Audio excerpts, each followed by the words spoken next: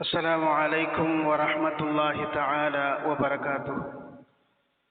الحمد لله رب العالمين، والصلاة والسلام على رحمة للعالمين وعلى آله وأصحابه أجمعين. أما بعد، فأعوذ بالله من الشيطان الرجيم. بسم الله الرحمن الرحيم.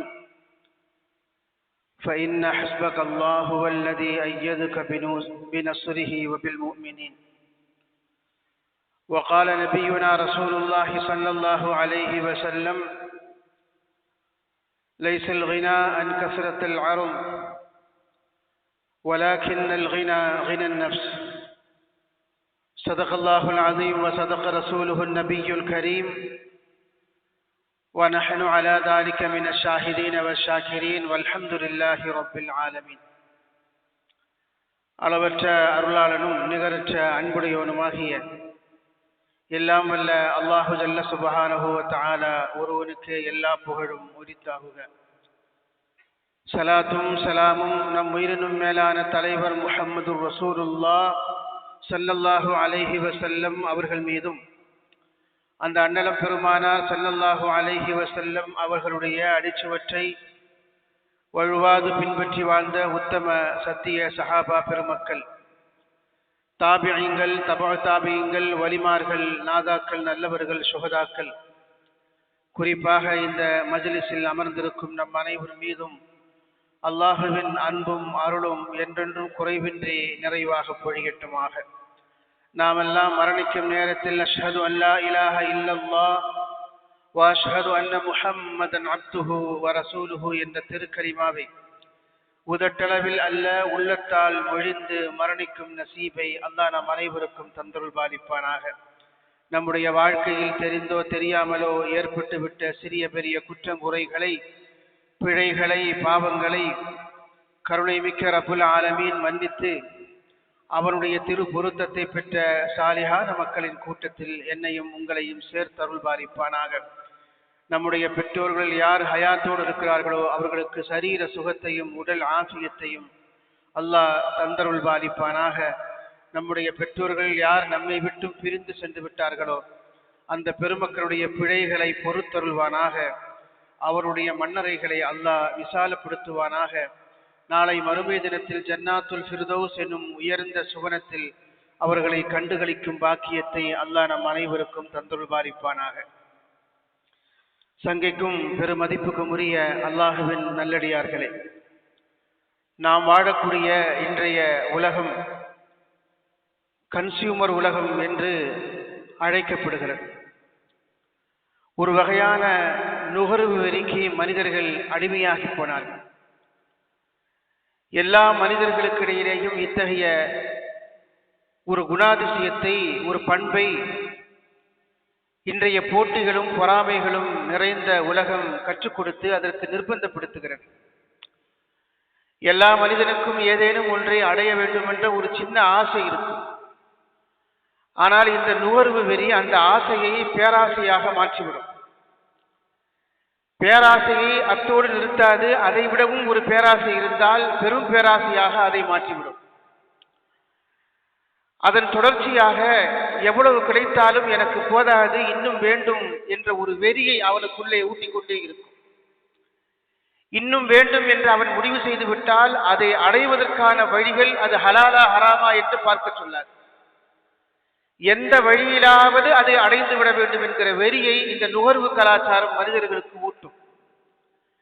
தேவைக்கு எதுவாகவும் இருக்க வேண்டும் தான், ஆனால் தேவைக்கு போக அதிகம் சேர்க்க வேண்டும் என்ற எண்ணத்தை அது ஊட்டும். தனக்கு கிடைத்தது போதாது, அடுத்தவனுக்கு கிடைத்ததை போல நமக்கு கிடைக்க வேண்டும். அடுத்தவனுக்கு கிடைத்ததை விடவும் அதிகமாக தனக்கு கிடைக்க வேண்டும். எது கிடைத்தாலும் எனக்கும் அவனுக்கும் சமமாக கிடைக்க வேண்டும். அடுத்தவனுக்கு கிடைத்திருப்பதை விடவும் 2 மடங்கு அதிகமாக தனக்கு கிடைக்க வேண்டும் என்று இந்த ஆசை பேராசையாக கொழுந்து விட்டு எரிந்து ஒரு வகையான நுகர்வு கலாச்சாரத்திற்கு மனிதனை அடிமைப்படுத்தக்கூடிய ஒரு கன்சியூமர் உலகத்தில் நாம் வாழ்ந்து கொண்டிருக்கிறோம். ஒரு காலம் இருந்தது, அந்த காலத்தில் மனிதர்கள் இருப்பதை கொண்டு திருப்தி அடைந்து போதும் என்ற மனமே பொல் செய்யும் மருந்து என்ற எண்ணத்தோடு வாழ்ந்தார்கள். ஆசை இருந்தது, கிடைத்தால் நல்லது, கிடைக்காவிட்டால் அதைவிடவும் நல்லது என்று திருப்தி அடைந்தார்கள். அரசர்களுக்கு அந்த காலத்தில் ஆசை இருந்தது. ஒரு நாட்டை பிடித்தால் இன்னொரு நாட்டை பிடிக்க வேண்டும் என்ற வெறி இருந்தது. அரசியல்வாதிகளுக்கு அந்த ஆசை இருந்தது. இன்னும் கொஞ்சம் போதாது, இதைவிடவும் அதிகமாக சேர்க்க வேண்டும் என்ற ஆசை இருந்தது. சராசரி மனிதர்களுக்கு அந்த ஆசை என்பது மட்டுப்படுத்தப்பட்ட நிலையில் குறிப்பிட்ட ஒரு அளவுக்கு மட்டும்தான் அந்த ஆசை இருந்தது. எல்லாருமே தங்களுக்கு கிடைத்ததை கொண்டு போதும் என்ற எண்ணத்தில் வாழ்ந்தார்கள். யாராவது எதையாவது சேர்க்க சொன்னால், இன்னும் கொஞ்சம் அதிகமாக சம்பாதித்தால் என்ன என்று கேட்டால், ஒரு வீடுதானே இருக்கிறது, இன்னொரு வீட்டையும் வாங்கி கொண்டால் என்ன என்று கேட்டால், எல்லோரும் பொதுவாக சொல்லுகிற வார்த்தை இருக்கிறது, என்னத்தை சேர்த்து என்ன செய்ய போகிற பொழுது கொண்டா போகிறோம் என்று பேசுவார்கள் பெருமக்களே. ஆனால் தமிழில் இதற்கு போதும் என்ற மனமே பொல் செய்யும் மருந்து என்று சொல்வார்கள். அரபியிலே அல் கனாஅத், திருப்தி அடைதல். தன்னுடைய தேவைக்கு எது கிடைக்கிறதோ அதை கொண்டு திருப்தி அடைதல். தேவையை மீறி சேர்த்துக் கொண்டே இருக்க வேண்டும் என்று ஆசைப்படாமல் இருத்தல். அடுத்தவனுக்கு எதை கிடைத்திருக்கிறதோ அதை நினைத்து பொறுமுவது, அதன் மீது பொறாமை கொள்வது. அவனுக்கு கிடைத்ததை போல எனக்கும் கிடைக்க வேண்டும், அவன் வீட்டை விடவும் ஒரு மடங்கு மேலே நான் வீட்டை கட்ட வேண்டும், அவன் வைத்திருக்கிற வாகனத்தை விடவும் புதிய பிராண்டை நான் வாங்க வேண்டும் என்று எல்லாவற்றையும் இன்னொரு மனிதரோடு ஒப்பிட்டு பார்த்து எதிலேயும் திருப்தி அடையாமல் ஒரு வெறித்தனமான ஒரு நுகர்வு விருத்தி ஆளாகிவிட்ட மனிதர்களை நாம் இன்றைக்கு பார்க்க முடியும். இருப்பதை கொண்டு அல்லாஹ் எதை தந்திருக்கிறானோ அதிலேயே திருப்தி அடைந்து வாழுகிற பொழுது மனம் நிம்மதி அடையும். இல்லை என்றால் புயல் வீசுகிற பொழுது காற்று கடல் கொந்தளிப்பதை போல மனது கொந்தளித்துக் கொண்டே இருக்கும். இன்றைக்கெல்லாம் நாம் பார்க்கிறோம், நாம் எவ்வளவுதான் அமைதியாக இருந்தாலும், இருப்பதை கொண்டு திருப்தியாக வாழ வேண்டும் என்று நாம் முடிவெடுத்தாலும், மற்றவர்கள் இன்றைய நவீன நுகர்வு கலாச்சாரத்தை சார்ந்திருக்கிற இந்த உலகம் நம்மை சும்மா இருக்க விடுவதில்லை. நாம் அமைதியாக இருந்தாலும் எங்கிருந்தாவது ஒரு கால் வரும், ஒரு போன் தொலைபேசி அழைப்பு வரும், உங்களுக்கு லோன் வேண்டுமா, கடன் வேண்டுமா? அந்த கேள்வி ஆரம்பத்திலே நாம் தவிர்த்தாலும் கூட கேட்டு பார்த்தால் என்ன என்கிற ஒரு ஆசையை அது தூண்டும். வங்கியிலே அதற்கென்று ஒரு தனியாக கடன் அட்டையை நமக்கு தருகிறார்கள். எவ்வளவு வேண்டுமானாலும் கடன் நீ வாங்கிக்கொள் என்று அதற்கென்று சில முறைமைகளை வைத்திருக்கிறார்கள். நாம் கடன் வாங்காமல் வாழ வேண்டும் என்று நினைத்தால் கடன் வேண்டுமா என்று ஒரு குரல் நம்மை நோக்கி வந்து கொண்டே இருக்கும். இப்போது இருக்கிற வீடே நமக்கு போதுமானது, இதுவே நிம்மதியாக இருக்கிறது நாம் எண்ணத்திலே வாழுகிற பொழுது, சார் வீடு வாங்குற ஐடியா இருக்குதா, நாங்கள் உங்களுக்கு கடன் தருகிறோம் என்று அடுத்த ஒரு குரல் வரும். இப்பொழுது எனக்கு எங்காவது பயணம் செய்வதற்கு ஒரு சைக்கிள் இருக்கிறது, ஒரு பைக் இருக்கிறது, 2 சக்கர வாகனம் போகும் என்று நாம் நினைப்போம். எந்த பக்கம் திரும்பினாலும் நீங்கள் இன்னும் கார் வாங்கவில்லையா என்று நம்மை தூண்டிக் கொண்டே இருப்பார்கள். நுகர்வு கலாச்சாரம் நாம் எதை கொண்டு திருப்தி அடைகிறோமோ அதை மீறி, ஏன் நீ இன்னும் வாங்கவில்லை, நீ ஏன் இன்னும் அவனை போல் வாழவில்லை, அவனுக்கு இருப்பதை போல உனக்கு ஏன் இல்லை என்று நம்முடைய அடிமனத்தில் ஒரு எண்ணத்தை கொழுந்து விட்டு எரிய செய்து கொண்டே இருக்கும். இந்த ஆசை பேராசையாகி எல்லாவற்றையும் வாங்கி சேர்க்க வேண்டும், தகுதிக்கு மீறி வாங்கி சேர்க்க வேண்டும், கடனுடன வாங்கியாவது நாம் நம்முடைய ஊருக்கு மத்தியில் நம்முடைய ஸ்டேட்டஸை என்கிற அந்த கொடியை நாட்ட வேண்டும், பெருமையாக நடந்து கொள்ள வேண்டும் என்கிற எண்ணம் அவனை தீரா கடனுக்குள்ளே தள்ளிவிட்டு நிம்மதியை பறித்து அவனை ஒரு பெரிய படுகொடிக்குள்ளே தள்ளி வைத்துவிடும். இதை குறித்து அல்லாஹ்வும் அல்லாஹ்வுடைய ரசூலும் நமக்கு எச்சரித்துக் கொண்டே இருக்கிறார்கள். உங்களுக்கு கனாஅத் வேண்டும், போதும் என்ற மனம் வேண்டும். அல்லாஹ் எதை தந்திருக்கிறானோ அதை கொண்டு நீங்கள் திருப்தி அடையுங்கள். அப்படி திருப்தி அடைகிற பொழுது அல்லாஹ் உங்களுக்கு மென்மேலும் தருவான். ஏற்கனவே கொடுத்திருக்கிற ரிஸ்கில் அல்லாஹ் ஒரு பரக்கத்தை தருவான். அதை அனுபவிப்பதற்கு உங்களுக்கு ஆரோக்கியத்தை தருவான். இதுவெல்லாம் நபிகள் நாயகம் ரசூலுல்லாஹி ஸல்லல்லாஹு அலைஹி வஸல்லம் அவர்கள் நமக்கு கற்றுத்தரக்கூடிய அழகிய பண்பு, கனாஅத் என்று சொல்லக்கூடிய பண்பு. இந்த நுகர்வு வெறிக்கு மனிதர்கள் ஆளாகிவிட்ட பொழுது அல் கனாஅத், போதும் என்ற மனம் என்கிற அந்த உயர்ந்த பண்பு, உயர்ந்த கலாச்சாரம், நிம்மதிக்கு வழிகாட்டக்கூடிய அந்த உயர்ந்த பண்பு நம்மிடமிருந்து கொஞ்சம் கொஞ்சமாக காணாமல் போய்விட்டது. எல்லாவற்றிலும் ஒரு தன்னிறைவான நிறைவான ஒரு வாழ்க்கை, ஒரு நிம்மதியான வாழ்க்கை. அந்த வாழ்க்கையின் ஊடாக மன திருப்தியும் இறை திருப்தியும் தரக்கூடிய ஒரு வாழ்வு. நம்முடைய வாழ்க்கையில் கிடைத்திருப்பதில் ஏதாவது ஒரு இழப்பு ஏற்பட்டு விட்டால் இது அல்லாஹ்வுடைய நாட்டம். அவன் இன்றைக்கு தந்தான், அவன் இன்றைக்கு நேற்று தந்தான், அவன் இன்றைக்கு வாங்கி கொண்டான், நாளைக்கு இதை விடவும் 2 மடங்காக நமக்கு தருவான் என்கிற அந்த எண்ணம் இருக்கு பாருங்கள், அந்த தவக்குள் இருக்கிறது பாருங்கள், அந்த மன உறுதி இருக்கு பாருங்கள். அதுதான் கனாஅத் என்று சொல்லக்கூடிய போதும் என்ற மனம். அல்லாஹ்வின் மீது குற்றச்சாட்டு சொல்வதல்ல, அல்லாஹ்வின் மீது புகார் சொல்வதல்ல. ஹதீஸ் குதுசியிலே இப்படி ஒரு வாசகம் வருகிறது. அல்லாஹ் மலக்குமார்களை பார்த்து இப்படி சொல்கிறார், இந்த மனிதர்களை கவனித்தீர்களா? அவன் மீது நான் பிரியம் கொண்டு அவனுக்கு ஏதாவது ஒரு சோதனையை தந்துவிட்டால் சக மனிதர்களிடத்தில் அவன் என்னை பற்றி புகார் சொல்கிறான், என்னை பற்றி அவன் கம்ப்ளைண்ட் சொல்கிறான். நான் தொழுகிறேன், நான் நோன்பு வைக்கிறேன், நான் இபாதத்துகளிலே ஆர்வமாக இருக்கிறேன், அல்லாஹ் எனக்கு இப்படி ஒரு கஷ்டத்தை கொடுத்துட்டான், எனக்கு இப்படி ஒரு சோதனையை கொடுத்துட்டான். ஆனா என் பக்கத்து வீட்டுக்காரன் இப்படி இருக்கிறான், என் எழுத்து வீட்டுக்காரன் இப்படி இருக்கிறான், அவன் தொழுவதே இல்லை, அவனுக்கு அல்லாஹ்வை பற்றி சிந்தனையே இல்லை, நான் இப்படி இருக்கிறேன் என்று நான் மனிதர்களுக்கு ஒரு சோதனையை கொடுக்கிற பொழுது, ஒரு சின்ன கஷ்டத்தை கொடுக்கிற பொழுது சக மனிதனிடத்தில் என்னை பற்றி அவன் புகார் சொல்கிறான். மலக்குமார்களே, உங்களுக்கு ஒரு ரகசியம் தெரியுமா? அவன் ஒரு நாளைக்கு காலையிலே எழுந்தது முதல் மாலை உறங்க செல்லுகிற வரை அவன் எத்தனை பாவங்களை செய்கிறான். எல்லாவற்றையும் நான் இந்த துனியாவில் அம்பலப்படுத்திக் கொண்டா இருக்கிறேன். அந்த பாவங்களை எல்லாம் உலக மக்களுக்கு காட்டி நான் அவனை அவமானப்படுத்திக் கொண்டா இருக்கிறேன்.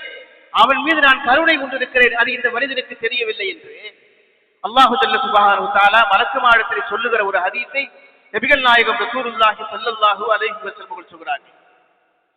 எவ்வளவு இழப்புகள் சந்தித்தாலும் எது கைவசம் இருக்கிறதோ அதை கொண்டு திருப்தி அடைவது என்பதற்கு ரசூல் ஸல்லல்லாஹு அலைஹி வஸல்லம் அவர்களும் சஹாபாக்களும் நமக்கு ஒரு மிகப்பெரிய உதாரணம், ஓமை என்பதை தாண்டி நாம் வாழுகிற சமகாலத்தில் கடந்த 465 நாட்களாக 1.5 வருடங்களுக்கு மேலாக பாலஸ்தீனத்தில் கஸ்ஸாவில் அந்த மக்கள் சந்தித்த இழப்பு என்பது சாதாரணமானது. நாம் வரலாற்றில் மட்டுமே படித்து பார்த்த செய்திகளை அவருடைய நிஜ வாழ்க்கையில், நிகழ்வு வாழ்க்கையில் நாம் பார்த்தோம். ஒருவேளை சாப்பாடு இல்லை, சாப்பாட்டுக்காக உணவுக்காக முண்டியடித்துக் கொண்டு கையிலே தட்டேந்து நின்றார்கள். தன்மானத்தோடு ஒரு காலத்தில் வாழ்ந்தவர்கள் 1 வருடங்களுக்கு முன்பு. ஒருவேளை உணவு இல்லை, ரமலானுடைய காலகட்டங்களில் எதை கொண்டு நோன்பு வைத்தீர்கள் என்று சொன்னால், அருகம்புல்லை சாப்பிட்டு நாங்கள் நோன்பு வைத்தோம், அருகம்புல்லை சாப்பிட்டு நாங்கள் நோன்பு திறந்தோம் என்று சொன்னார்கள். எல்லாவற்றையும் இழந்தார்கள், உயிரை இழந்தார்கள், உடைமைகளை இழந்தார்கள், வீடு வாசல்களை இழந்தார்கள். வாழ்வதற்கான எந்த உத்தரவாதமும் இல்லாமல் வீடுகளை இழந்து டென்ட்டுகளில், குடிசைகளில் அவர்கள் வாழ்ந்த பொழுது, முகாம்களில் அவர்கள் வாழ்ந்த பொழுது, அங்கேயும் குண்டு வீச்சு தாக்குதலுக்கு ஆளாகி எல்லாவற்றையும் கண்ணுக்கு முன்னாலே இழந்தார்கள். மருத்துவமனையிலே சிகிச்சை பெற முடியவில்லை. தங்களுடைய உறுப்புகளில் இருந்து ஏதாவது ஒன்றை இழந்து விட்டால் அவர்களுக்கு அறுவை சிகிச்சை செய்கிற பொழுது அனஸ்தீசியா என்று சொல்லக்கூடிய மயக்க ஊசி போட முடியவில்லை, அது மருத்துவமனையிலே கிடைக்கவில்லை. எல்லாவற்றையும் பச்சையாக வெளிப்படையாக எல்லா துன்பத்தையும் சகித்துக் கொண்டு அந்த மக்கள் வாழ்ந்த பொழுது ஒரு இழப்பை சந்திக்கிற பொழுது இந்த உலகத்திற்கு அவர்கள் சொன்ன செய்தி என்ன தெரியுமா? ஹஸ்புனல்லாஹு வ நிஅமல் வக்கீல், எங்களுக்கு அல்லாஹ் போதும், எங்களுக்கு அல்லாஹ் போதும். அதுவரைக்கும் அதற்கு முன்பும் நாம் இந்த வார்த்தையை கேள்விப்பட்டிருக்கிறோம். ஆனால் உலகம் செவிதாழ்த்தி கேட்டு பிரமிப்படைந்த ஒரு சொல் ஹஸ்புனல்லாஹு வ நிஅமல் வக்கீல், எங்களுக்கு அல்லாஹ் போதும், அல்லாஹ் இந்த மண்ணை எங்களுக்கு மீட்டு தருவான், இறந்தாலும் நாங்கள் பரவாயில்லை, நாங்கள் சொர்க்கத்தை நாடி இருக்கிறோம், ஷஹீதை நாடி இருக்கிறோம், ஷஹாதத்தை எண்ணம் கொண்டிருக்கிறோம், எங்களுக்கு இந்த உலக வாழ்க்கையை பற்றி எந்த கவலையும் இல்லை என்று அனைத்தையும் இழந்த பொழுதும் கூட அல்லாஹ்வின் மீது பாரத்தை பற்றி இருப்பது போதும் என்று நம்பிக்கையோடு வாழ்ந்தவர்கள் இன்றைக்கு வெற்றி பெற்றிருக்கிறார்கள். அந்த செய்தி தனி. பெருமக்களே, நமக்கு முன்னால் எல்லாவற்றையும் இழந்தாலும் கூட இருப்பதை வைத்து போதும் என்ற மனதோடு வாழுகிற பண்புக்கு ஒரு நேரடி உதாரணம் பாலஸ்தீனத்திலே இன்றைக்கு துன்பத்தை அனுபவித்துக் கொண்டிருக்கிற மக்கள். ஹஜ்ரத் அபூ ஹுரைரா ரலியல்லாஹு தஆலா அவர்களுக்கு நபிகள் நாயகம் ரசூலுல்லாஹி ஸல்லல்லாஹு அலைஹி வஸல்லம் 5 பண்புகளை கற்றுக் கொடுத்தார்கள். அந்த 5 பண்புகளையும் ஒரு அமானத்தாக நீ கடைபிடித்து வாழ வேண்டும் என்று சொன்னார்கள். அந்த 5 பண்புகளில் ஒன்று ரசூல் ஸல்லல்லாஹு அலைஹி வஸல்லம் சொன்னார்கள், எல்லா காலகட்டத்திலும் நீங்கள் ஹராமான விஷயத்தை புறக்கணித்து வாடுங்கள், தவிர்த்து வாடுங்கள், எச்சரிக்கையாக வாடுங்கள்.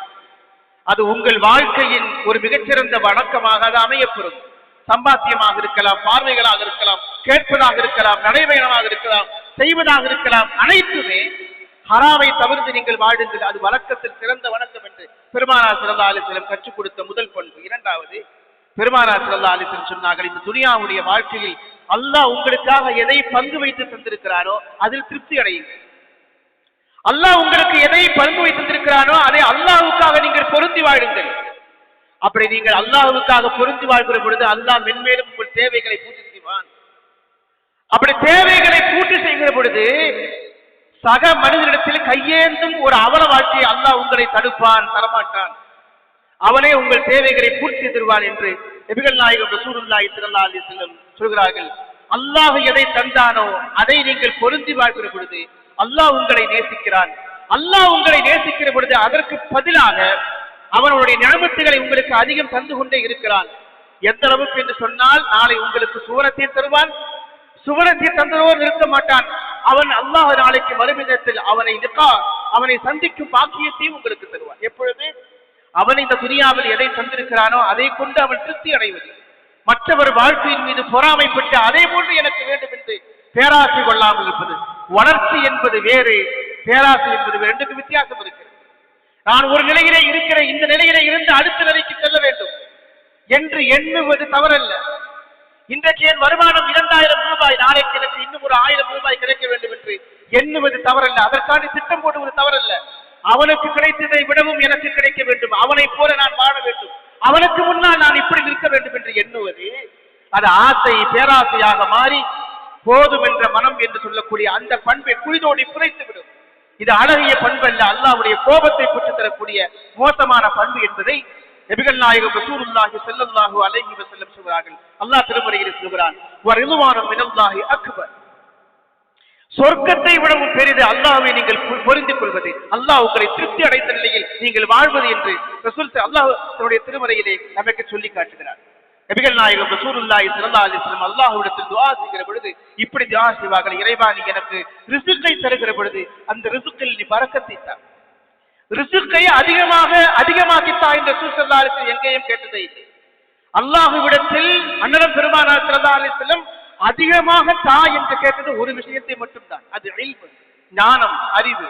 ரப்பி ஸித்னி இல்மா, இறைவா பெருமானார் ஸல்லல்லாஹு அலைஹி வஸல்லம் அவரை நோக்கி அல்லாஹ் சொல்கிறார், வகுர் ரப்பி ஸித்னி இல்மா, நீ இல்மை அதிகமாகத்தா என்று நபியே நீங்கள் கேளுங்கள் என்று சொல்கிறார். அது ஒன்றை தவிர வேறு எதையும் ரசூல் ஸல்லல்லாஹு அலைஹி வஸல்லம் அல்லாஹ்விடத்தில் எனக்கு ரிஸ்கை அதிகமாகத்தா, நான் இன்றைக்கு இந்த உலகத்தை விட்டு மறைந்து விட்டால் நாளைக்கு என் பிள்ளைங்க எல்லாம் கையேந்த நிலையில் போய் விடுவார்கள், அவர்களுக்கு வீடு வாசல்களை கொடு, நிலபுலன்களை கொடு, சொத்து சுகங்களை கொடு, மற்றவர்களுக்கு முன்னால் அவர்கள் தலையிலிருந்து வாழக்கூடிய ஒரு வாய்ப்பை ஏற்படுத்தி என்று பெருமானார் ஸல்லல்லாஹு அலைஹி வஸல்லம் ரிஸ்கை அதிகமாக கேட்கவில்லை, நீ தந்திருக்கிற ரிஸ்கில் பரக்கத்தை தா. அப்படி என்றால் நீ தந்திருப்பதை ஆரோக்கியத்தோடு அனுபவிக்கும் ஆற்றலை தான். நிறைய செல்வம் இருக்கும், ஆனால் அனுபவிக்க முடியாது, பெற்று இருப்பார்.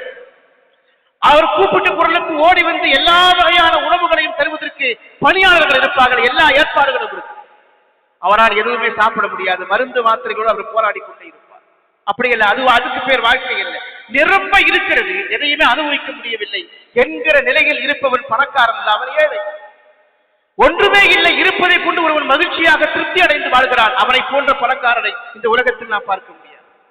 எனவே இருப்பதை கொண்டு கனாத்து என்று சொல்லக்கூடிய அந்த பண்பை நீங்கள் அதிகப்படுத்திக் கொள்ளுங்கள். அல்லாஹ் எதை தந்திருக்கிறானோ அதில் திருப்தி அடையுங்கள். அவன் தந்திருக்கிற ரிஸ்கில் நீங்கள் பரக்கத்தை கேளுங்கள். ரிஸ்க் பெரிதா போதும் என்ற மனம் பெரிதா என்று அறிஞர்களுக்கு மத்தியிலே ஒரு சுவையான விவாதங்கள் நடப்பது உண்டு. எது பெரிது? ரிஸ்க் பெரிதா, கனாத்து பெரிதா? எது பெரிது? அல்லாஹ்விடத்திலே ரிஸ்கை தா தா என்று கேட்பதா, இல்லை நீ தந்திருப்பதில் போதும் என்ற மனதை, ஒரு நிம்மதியை, இதை அனுபவிக்கக்கூடிய ஆரோக்கியத்தை தா என்று கேட்பது எது பெரிது என்றால், போதும் என்ற மனதை இறைவா நீ எனக்கு தா, நீ தந்திருக்கிற ரிஸ்கில் பரக்கத்தை தா என்று கேட்பதுதான் சிறந்தது என்று அறிஞர் பெருமக்களை இந்த ஹதீஸ்களுக்கு விளக்கம் சொல்வதை நாம் பார்க்கிறோம். எல்லா வகையான வசதி வாய்ப்புகளும் இருந்தாலும் கூட சில மனிதர்களுக்கு தங்களுடைய வாழ்க்கையில் மனம் ரொம்ப இறுகி போயிருக்கும், மனதிலே ஒரு நெருக்கடி இருக்கும், வாழ்க்கையே சூரியமா இருக்கிற மாதிரி தெரியுதுன்னு சொல்லுவாங்க. என்னப்பா உங்களுக்கு பிரச்சனை? ஊரலோகத்தில் உங்களுக்கு என்ன பணத்துக்கு குறைவா, செல்வத்திற்கு குறைவா, வீடு வாசல் இல்லையா? எல்லாம் தானே இருக்கிறது. சொகுசாக வாழ்கிறீர்கள், மகிழ்ச்சியாக இருக்கிறீர்கள், வாகனங்கள் இருக்கிறது, எல்லாமே இருக்கிறது. எல்லாம் இருந்தும் என் மனம் சூரியமாக இருக்கிறது, மனதிலே ஒரு வெறுமை இருக்கிறது, அங்கே ஏதோ காலியாக இருக்கிறது. அல்லாஹு ஜல்ல சுப்ஹானஹு வ தஆலா அவன்தான் சகீனத்தையும் அவன்தான் நிஅமத்தையும் கொண்டு வந்து உங்கள் உள்ளத்தில் போட்டுக்கொண்டே இருக்கிறான். நீங்கள் அவனை நினைக்க வேண்டும். அவன் தந்திருப்பதில் நீங்கள் திருப்தி அடைய வேண்டும். அடுத்தவனுடைய வளர்ச்சியை ஏக்கத்தோடு பார்த்துக் கொண்டிருப்பவன் ஒருபோதும் போதும் என்ற மனதை, போதும் என்ற எண்ணத்தை அடைய முடியாது. அவனுடைய உள்ளத்தில் அந்த எண்ணம் அவனை விடவும் அதிகமாக தனக்கு வேண்டும் என்கிற எண்ணம் கொழுந்து விட்டு இருந்து கொண்டே இருக்கும். நபிகள் நாயகம் ரசூலுல்லாஹி ஸல்லல்லாஹு அலைஹி வஸல்லம் சொன்னார்கள், கத் அஃலஹ மன் அஸ்லம், யார் இஸ்லாத்தை தழுவி கொண்டானோ அவன் வெற்றி அடைந்து விட்டான். முஸ்லிமான ஒரு மனிதன் வெற்றி அடைந்து விட்டான். ருஸுக கஃபாஃபன், அவனுக்கு போதுமான செல்வத்தை அல்லாஹ் ஜல்ல சுப்ஹானஹு வ தஆலா ரிஸ்கை அவனுக்கு வழங்கி இருந்தான். அத்தோடு நிற்கவில்லை, கன்னஅஹு அல்லாஹு பிமா ஆதாஹு, அல்லாஹ் அவனுக்கு எதை வழங்கி இருந்தானோ அதை கொண்டு திருப்தி அடையும் மனதையும் அவனுக்கு அல்லாஹ் வழங்கி இருந்தால் அந்த முஸ்லிம் தான் இந்த உலகத்தில் வெற்றி பெற்ற முஸ்லிம் என்று நபிகள் நாயகம் ரசூலுல்லாஹி ஸல்லல்லாஹு அலைஹி வஸல்லம் சொல்கிறார்கள். அல்லாஹ் தந்திருப்பதை பற்றி எந்த கவலையும் கொள்ளாமல் அது போதும் என்று நினைத்து விட்டால் அவன் வெற்றி பெற்ற மனிதனாக இருக்கிறான். அப்படி வெற்றி பெற்று அல்லாஹ் தந்திருப்பதை திருப்தி அடைகிற பொழுது அவன் அதிகம் அல்லாஹ்வுடைய கவனத்திற்குரியவராக ஆகிறான். அல்லாஹ் அவனை தனியாக கவனிப்பான் அப்படின்னு ஹதீஸுக்கு பொருள். நாமளே சராசரி மனிதர்களே அப்படித்தான். யாருக்காவது எதையாவது கொடுக்கிற பொழுது, ஒரு தர்மம் செய்கிற பொழுது சில பேர் தீர்ந்து விடுமோ என்று முண்டியடித்துக் கொண்டே இருப்பார்கள். கிடைச்சா கிடைக்கட்டும் பரவாயில்லை என்று ஒரு மனிதர் ஓரமாக ஒதுங்கி நிற்பார். அவரை நாம் கவனித்து விட்டால் இவனுக்கு கொடுத்ததை விடவும் அவனுக்கு அதிகமாக கொடுப்போம். இவனுக்கு கொடுத்ததை விடவும் இன்னும் கொஞ்சம் கூடுதலாக அவனுக்கு இருக்கிறார் என்றால் அவன் ஆர்ப்பரிக்கவில்லை, அவன் போராடவில்லை. எனக்கு கிடைக்காமல் அவனுக்கு எல்லாம் போய் விடுமோ என்று அவன் ஒருபோதும் சஞ்சலப்படவில்லை. அவன் ஓரமாக ஒதுங்கி இருக்கிறான். தனக்கு கிடைத்தால் பரவாயில்லை, இல்லை என்றால் இருப்பதை விட்டு திருப்தி அடைவோம் என்று ஒரு மனிதன் ஓரமாக இருக்கிற பொழுது மனிதனுடைய கவனிப்பு அவனுக்கு கிடைப்பதை போல அல்லாஹ் தந்திருப்பதை ஒருவர் திருப்தி அடைகிற பொழுது அல்லாஹ்வுடைய தனிப்பட்ட கவனிப்பு அவனுக்கு கிடைக்கிறது என்று பெருமக்கள் இந்த ஹதீஸ்களுக்கு நமக்கு விளக்கம் சொல்வதை நாம் ஹதீஸ் கிரந்தங்களுடைய அறிஞருடைய கருத்துக்களே பார்க்க முடியும். இந்த நுகர்வு வெறியால் இந்த கராத் என்று சொல்லக்கூடிய இந்த பண்பை நாம் இழந்திருக்கிறோம். இன்றைய நவீன உலகம் இழந்திருக்கிறது. எவ்வளவு கிடைத்தாலும் மனம் திருப்தி அடையாத ஒரு நிலை, மனம் கொந்தளிக்கும் ஒரு நிலையை நாம் எல்லா மனிதர்களையும் இன்றைக்கு பார்த்துக் கொண்டே இருக்கிறோம். கனாத் என்பது அல்லாஹ்வுடைய நிஅமத், அல்லாஹ்வுடைய அருள். அல்லாஹ் எப்படி நமக்கு நிறைய நிஅமத்துகளை வழங்கி இருக்கிறான். பார்வை ஒரு நிஅமத், கேள்வி ஒரு நிஅமத், நடப்பது ஒரு நிஅமத், கைகால்கள் அசைப்பது ஒரு நிஅமத், ஆரோக்கியம் ஒரு நிஅமத், பிள்ளை குட்டிகள் ஒரு நிஅமத், பணங்காப்பு ஒரு நிஅமத் என்பதை போல கனாத் என்பது அல்லாஹ்வுடைய ஒரு நிஅமத், அவனுடைய தனிப்பட்ட அருள். அதை நீங்கள் அல்லாஹ்விடத்தில் கேட்டுக்கொண்டே இருங்கள் என்று நபிகள் நாயகம் ரசூலுல்லாஹி ஸல்லல்லாஹு அலைஹி வஸல்லம் அவர்கள் ஒரு துஆவை கற்றுக் கொடுக்கிறார்கள். அல்லாஹும்ம கன்னிக்னி பிமா அதைத்தனி, இறைவா நீ எனக்கு எதை வழங்கி இருக்கிறாயோ அதில் திருப்தி அடையும் மனதை நீ எனக்கு தா, அதில் திருப்தி அடையும் மனதை நீ எனக்கு தா. வபாரிக் லி ஃபி ரிஸ்கி, நீ எனக்கு தந்திருக்கிற ரிஸ்கில் பரக்கத்தை நீ தா என்று நபிகள் நாயகம் ரசூலுல்லாஹி ஸல்லல்லாஹு அலைஹி வஸல்லம் அவர்கள் எப்பொழுதும் துஆ செய்து கொண்டே இருப்பார்கள். அல்லாஹ்வுடைய ரசூல் நினைத்தால் அல்லாஹ் கொட்டி கொடுப்பார். எனக்கு எப்படி வேண்டும், இது வேண்டும், அது வேண்டும் என்று அல்லாஹ்வுடைய தூதர் ரப்பிடத்திலே கையேந்தி பிரார்த்தனை செய்தால் ரசூலுல்லாஹ்வுடைய உள்ளத்தின் வேட்கையை பூர்த்தி செய்வதற்கு ரப்பு தயாராக இருக்கிறார். ஆனால் நீ எதை தந்திருக்கிறாயோ அதில் போதும் என்ற மனதை நீ எனக்கு தா. உன்னை பொருந்தினால் மட்டும் போதாது, நீ தந்திருப்பதையும் பொருந்தி கொள்ளுகிற மனப்பக்குவத்தை நீ எனக்கு தா என்று ரசூலுல்லாஹி ஸல்லல்லாஹு அலைஹி வஸல்லம் அவர்கள் சொல்லி இருப்பதை நாம் பார்க்கிறோம். அந்த பண்பு நாம் இன்றைக்கு இந்த நுகர்வு கலாச்சாரத்தின் வழியாக நாம் இழந்திருக்கிறோம். கனாத் என்றால் என்ன என்று தெரிந்து கொள்வதற்கு முன்னால் துனியா என்று சொன்னால் என்ன என்று நாம் தெரிந்து கொள்ள வேண்டும்.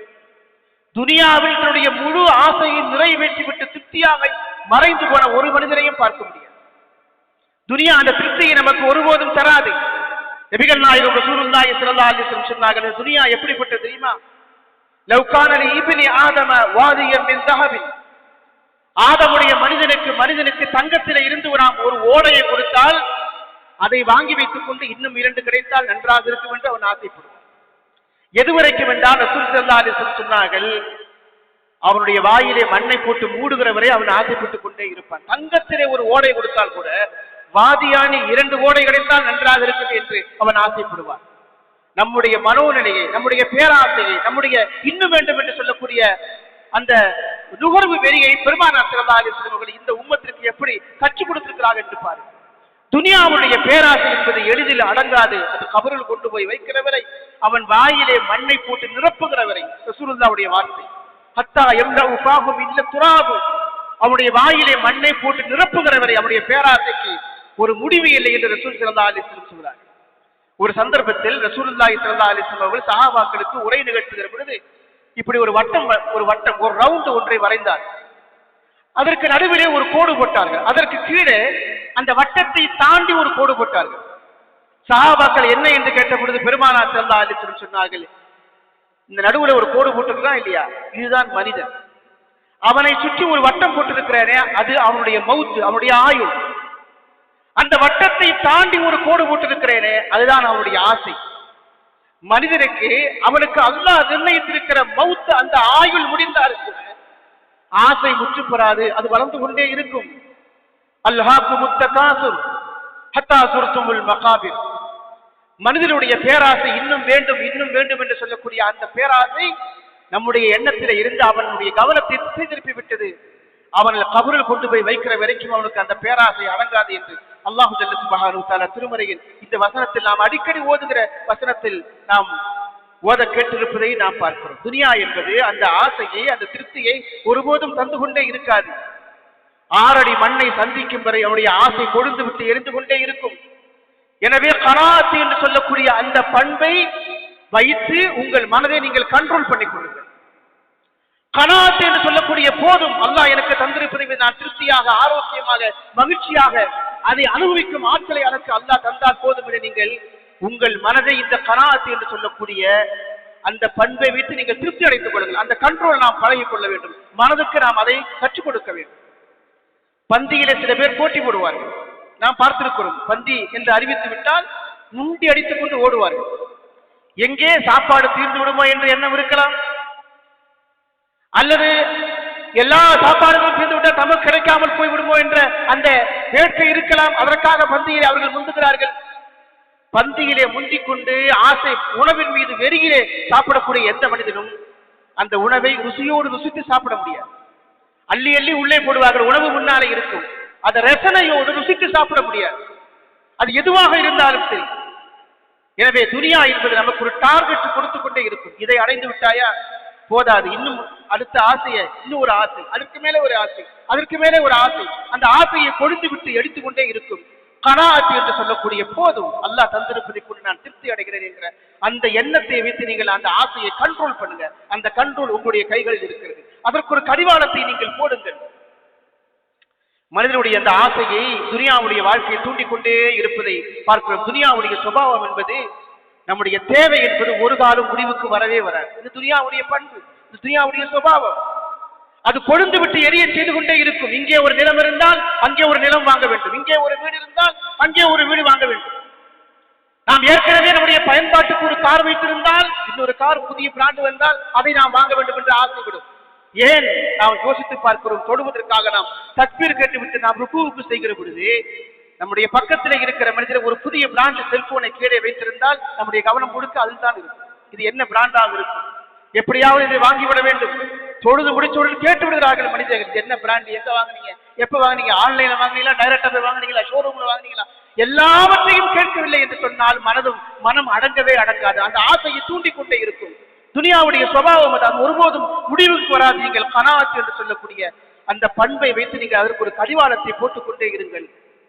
அந்த கடிவாளம் அருந்து போகிற பொழுது, அந்த கனாத் என்று சொல்லக்கூடிய அந்த பண்பாடு, அந்த கடிவாளம் அருந்து போகிற பொழுது தரிகட்ட குதிரையை போல துனியாவுக்கு பின்னாலே மனம் ஓடிக்கொண்டே இருக்கும்.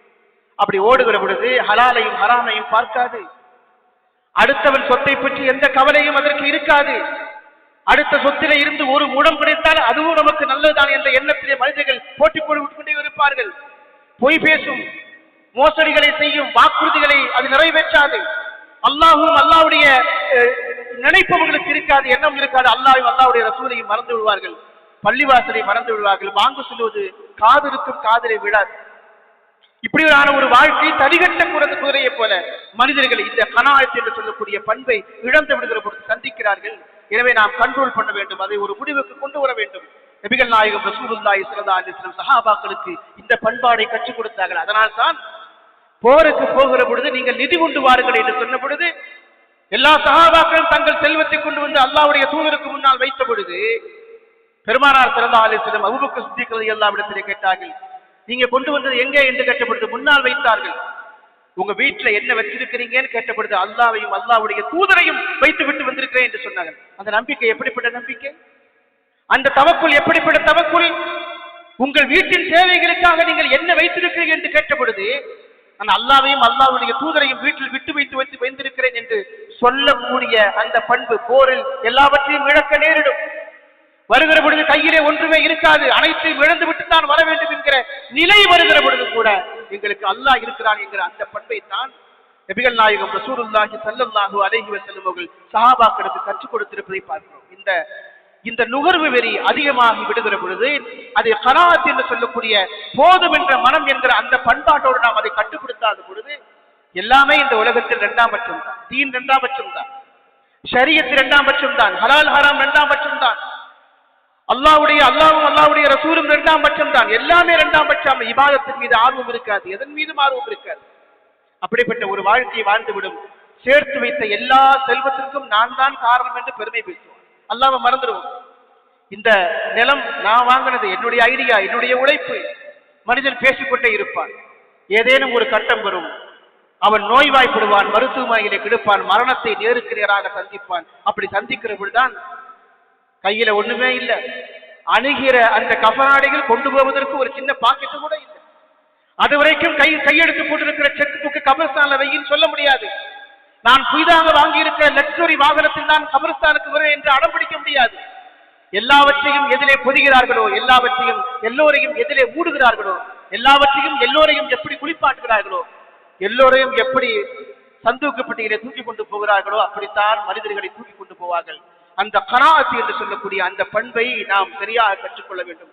நபிகள் நாயகம் ரசூலுல்லாஹி ஸல்லல்லாஹு அலைஹி வஸல்லம் அற்புதமான ஹதீஸை சொல்கிறார்கள். அற்புதமான ஹதீஸ், அல்லாஹ் சொல்வதாக பெருமானார் ஸல்லல்லாஹு அலைஹி வஸல்லம் ஹதீஸை புதுப்பிலே இப்படி சொல்றாங்க. இன்னல்லாஹ தஆலா யகூல், அல்லாஹ் மனிதனை அழைத்து சொல்கிறான், யப்ன ஆதம், ஆதமுடைய மனிதனே, தஃபர்ரக் லி இபாதத்தி, என்னை வணங்குவதற்காக நேரத்தை ஒதுக்கு, என்னை வணங்குவதற்காக நீ நேரத்தை ஒதுக்கு. அம்ல உஸதரக கனியன், உன் உள்ளத்தில் நான் செல்வத்தை போட்டுக்கொண்டே இருப்பேன், பணக்கார தன்மையை போட்டுக்கொண்டே இருப்பேன். அதே போல வாசுத்த ஃபக்ரக, உன் வறுமையை நான் தடுத்துக் கொண்டே இருப்பேன். ஆனால் நீ என்னை மறந்து விட்டால், என்னை நீ புறக்கணித்து விட்டால், துனியாவே எனக்கு நீ பெரிதி என்று கருதி விட்டால், வயில்லா தஃஅல், நீ என்னை வணங்காமல் துனியாதான் பெரிதி என்று கருதி விட்டால், அம்லாது யதக மஷ்கூலன், உன்னுடைய கைகளை நான் வேலைகளை ஈடுபடுத்தி விடுவேன். அப்படின்னா என்ன அர்த்தம்னா, ஓயாம டைமே இருக்காது, ஓயாம வேலையா இருப்பார், பிஸியா இருப்பார், டைமே கிடைக்கலங்க. ஓயாமல் அவன் வேலைகளை ஈடுபட்டுக் கொண்டே இருப்பான். வேலைக்கு மேலே வேலை, அதற்கு மேலே வேலை, நான் உனக்கு ஓய்வே தர மாட்டேன். வலம் மசுத்த ஃபக்ரக, உன் வறுமையை நான் ஒருபோதும் அடைக்கவும் மாட்டேன், தடுக்கவும் மாட்டேன். உன்னை துனியாவுடைய போக்கில் அப்படியே விட்டுருவேன். என்னுடைய கருணை பார்வை உனக்கு கிடைக்காது, என்னுடைய ரஹமத்து உனக்கு கிடைக்காது, என் நிஅமத்து உனக்கு கிடைக்காது. நீ இந்த துனியாவில் அனாதையாக இருப்பாய் என்று நபிகள் நாயகம் அல்லாஹ் ஜல்ல சுப்ஹானஹு வ தஆலா அடியாரை பார்த்து சொல்வதாக ரசூலுல்லாஹி ஸல்லல்லாஹு அலைஹி வஸல்லம் சொல்றாங்க. வமன் நஅரத அன் திக்ரி ஃபஇன்ன லஹு மஈஷத்தன் தன்கா, என்னை இந்த உலகத்தில் யார் புறக்கணித்து வாழ்கிறாரோ அவருக்கு ஒரு நெருக்கடியான வாழ்க்கையை நான் தருவேன். நாளை மறுமை தினத்தில் நான் அவரை எழுப்புகிற பொழுது இரண்டு பார்வைகளையும் விழுந்த பார்வையிழந்த மனிதனாக நான் அவனை எழுப்புவேன். அப்படி எழுப்புகிற பொழுது மனிதன் அல்லாஹ்விடத்தில் கேட்பான், லிம தஹ்ஷுர்னி, நீ ஏன் என்ன கண் தெரியாத கூழனாக எழுப்பி இருக்கிறார், துனியாவில் எனக்கு பார்வை இருந்ததே என்று சொல்லுகிற பொழுது அல்லாஹ் ஜல்ல சுப்ஹானஹு வ தஆலா சொல்வான், கால கதாலிக, அதெல்லாம் அப்படித்தான், துனியாவில் உனக்கு நான் நிறைய அத்தாட்சிகளை கொண்டு வந்து கொடுத்தேன், நீ எல்லாவற்றையும் பார்க்காமல் புறக்கணித்து விட்டாய். துனியாவில் நீ என்னை கண்டு காணாமல் புறக்கணித்து விட்ட காரணத்தினால் ஆகிரத்தில் நானும் உன்னையும் கண்டும் காணாமல் புறக்கணிக்கிறேன், மறக்கிறேன் என்று அல்லாஹ் ஜல்ல சுப்ஹானஹு திருமறையிலே சொல்லக்கூடிய செய்தியை நாம் பார்க்கிறோம். பெருமக்களை, ரசூல் ஸல்லல்லாஹு அலைஹி வஸல்லம் அவர்கள் இந்த உம்மத்திற்கு சொல்லிக் கொடுத்த உயர்ந்த ஒரு துஆ ஒன்று இருக்கிறது. பரதான தொழுகைகளுக்கு பின்னாலே கேட்க வேண்டிய ஒரு அற்புதமான துஆ. அல்லாஹும்ம இன்னி அஸ்அலுக்கல் ஹுதா வத்துகா வல் அஃபாஃப வல் கினா, இறைவா நீ எனக்கு நேர்வழியை தருவாயாக, எனக்கு தக்வாவை தருவாயாக, எனக்கு போதும் என்ற மனதை தருவாயாக, பாவத்திலே இருந்து தவிர்த்து வாழக்கூடிய பத்தினித்தனமான வாழ்க்கையை நீ எனக்கு தருவாயாக என்று சஹாபாக்களுக்கு நபிகள் நாயகம் ரசூலுல்லாஹி ஸல்லல்லாஹு அலைஹி வஸல்லம் ஒரு துஆவை பரதான தொழுகைகளுக்கு பின்னாலே நீங்கள் ஓத வேண்டும் என்று கற்றுக் கொடுத்தார்கள். இந்த உலகத்தில் அல்லாஹ் தரக்கூடிய செல்வம் பெரிது, அந்த செல்வத்தில் அது அதிகரிப்பதை விடவும் அதில் பரக்கத் இருப்பது பெரிது. அது பயன்பாட்டில் இருக்க வேண்டும், ஆரோக்கியத்தோடு அதை அனுபவிக்க வேண்டும். அதை விடவும் அல்லாஹுவை நாம் திருப்தி அடைய வேண்டும். அல்லாஹ்வுடைய திருப்தியை பெறுகிற பொழுது நாளை மறுமை தினத்தில் சொர்க்கம் கிடைக்கும். சொர்க்கத்தை விடவும் அல்லாஹ்வுடைய லிகா கிடைக்கும். அவனை பொருந்தி வாழக்கூடிய, அவன் தந்திரத்தில் திருப்தி அடைந்து வாழக்கூடிய ஒரு சிறந்த வாழ்வை அல்லாஹ் சுப்ஹானஹு வ தஆலா நம் அனைவருக்கும் தந்தருள் பாலிப்பானாக. நமக்கு வழங்கி இருக்கக்கூடிய ரிஸ்கில் அல்லாஹ் மென்மேலும் பரக்கத்தை அல்லாஹ் தந்தருள் பாலிப்பானாக. யாரிடத்திலும் கையேந்தாமல் நம்முடைய தேவைகளை அவனை நிறைவேற்றக்கூடிய அந்த நியமத்தையும் அருளையும் இந்த துனியாவுடைய வாழ்க்கையில் அல்லாஹ் நமக்கு அனைவருக்கும் தந்தருள் பாலிப்பானாக. வாஹிரு தஅவானா அல்ஹம்துலில்லாஹி ரப்பில் ஆலமீன். அஸ்ஸலாமு அலைக்கும் வரஹ்மத்துல்லாஹி